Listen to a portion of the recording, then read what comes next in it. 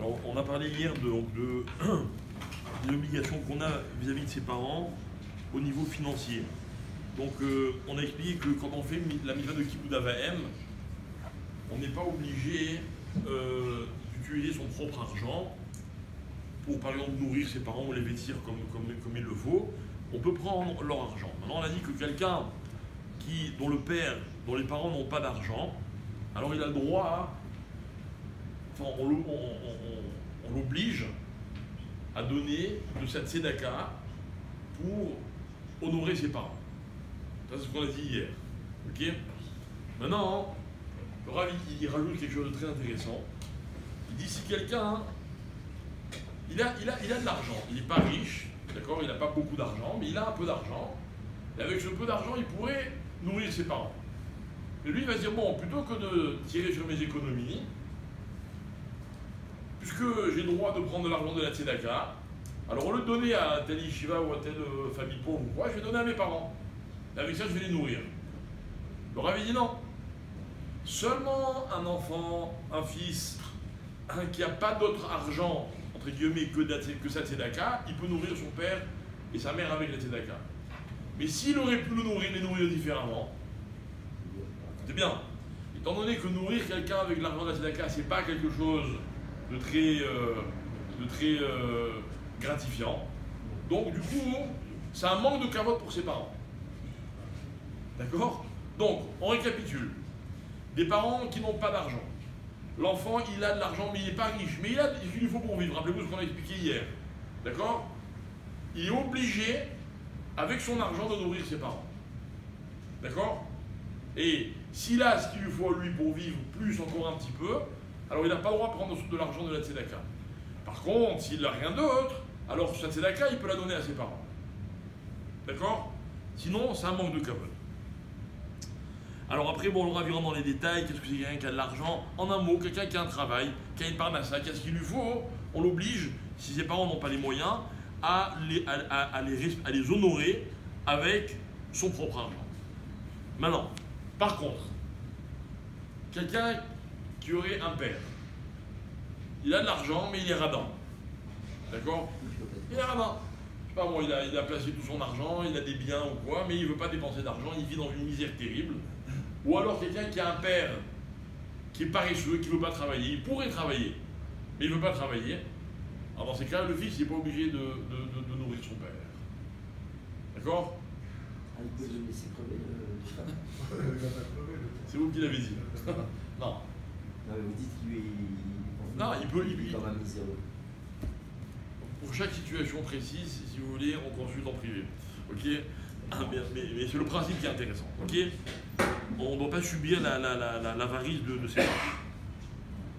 Autre cas, par exemple, si le père, il a des avoirs, c'est-à-dire que, je sais pas moi, par exemple, il a prêté de l'argent à quelqu'un, mais il a honte d'aller lui demander ou quoi, et il dit à son fils, écoute, j'ai pas de quoi manger. Le fils a le droit d'aller voir le créancier, le débiteur, voilà, et de lui dire, écoute, il faut que tu rembourses. Il n'est pas obligé de prendre de son argent à lui. Ok?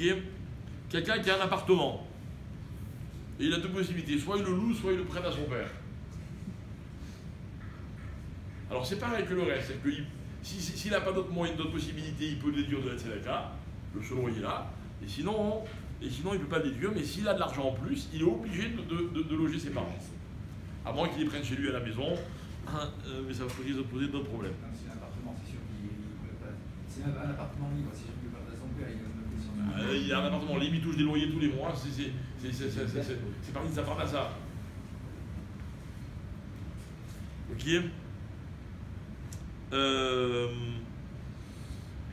Maintenant, si mon père il me demande de venir l'aider pour quelque chose, peu importe quoi. Ok. Maintenant, moi, pour y aller, il faut que je prenne un taxi, ça va me coûter 25 €. Est-ce que j'ai le droit de dire à mon père, ok, je viens, mais tu me payes le taxi? Si j'ai pas de moyens. Non, peu importe. J'ai des moyens et lui aussi. Non, j'ai le droit. Mitzadadine, j'ai le droit. On est dans la halakha, on n'est pas dans ce que chacun dit. Regardez, je vais vous dire quelque chose. Mitzvah de Kibbout Avahem, ok, les gens ils confondent. Les gens ils croient que bon, moi j'adore mes parents, je suis débordant de reconnaissance à leur égard, je vais faire le maximum. Très bien. Bon, au Hachem, si on est dans ce cas-là, il faut comprendre que c'est aussi dans des cas où il y a des conflits entre les parents et les enfants ils ont beaucoup de choses à reprocher à leurs parents. Vous voyez ce que je veux dire? Donc maintenant, la halakha, c'est la halakha. Qu'est-ce que je suis obligé de faire? Qu'est-ce que je ne suis pas obligé de faire? D'accord? Maintenant, moi, j'ai pas envie de dépenser de l'argent pour mon père. Il me demande de venir lui donner un coup de main. Déjà, je viens. Je dis, ok, mais tu me payes mes frais. J'ai le droit. Maintenant, ce que je peux dire, ok, mais tu me payes un salaire. D'accord? Par exemple, imaginez quelqu'un est chauffeur de taxi. Son père, il dit, tu peux m'amener là. Il dit, écoute, ok, je viens, mais si tu ne m'avais pas demandé ce service, j'aurais pu gagner 20 euros de l'heure.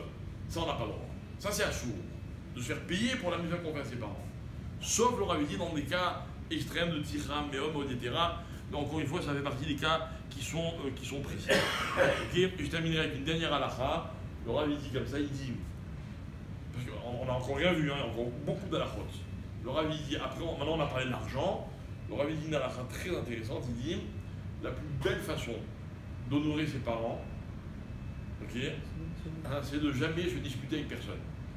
Il dit comme ça, quelqu'un qui fait tout pour être shalom avec les autres, c'est le plus beau kavod qu'il peut faire à ses parents. Pourquoi? Parce qu'à l'inverse, quelqu'un qui a une mauvaise réputation, ou bien qui a un commerce, c'est quelqu'un qui n'est pas droit ou quoi, on va dire, ah ouais, ça rejaillit forcément sur les parents. D'accord? Donc il aura dit,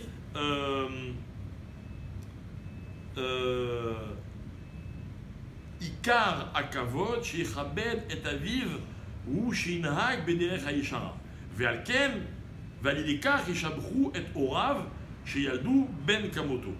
Donc il dit quelqu'un qui le ikar, l'essentiel du kavod, c'est d'avoir un bon comportement, parce qu'avec ça, grâce à ça, on va évidemment rendre hommage aux parents qui ont eu un fils comme cette personne-là. Veizaer milit kotet ibn Adam, quel est chez nous, il va jouer à Torah. Il faut faire attention de ne pas se disputer pour ne pas que, au contraire, on méprise ses parents.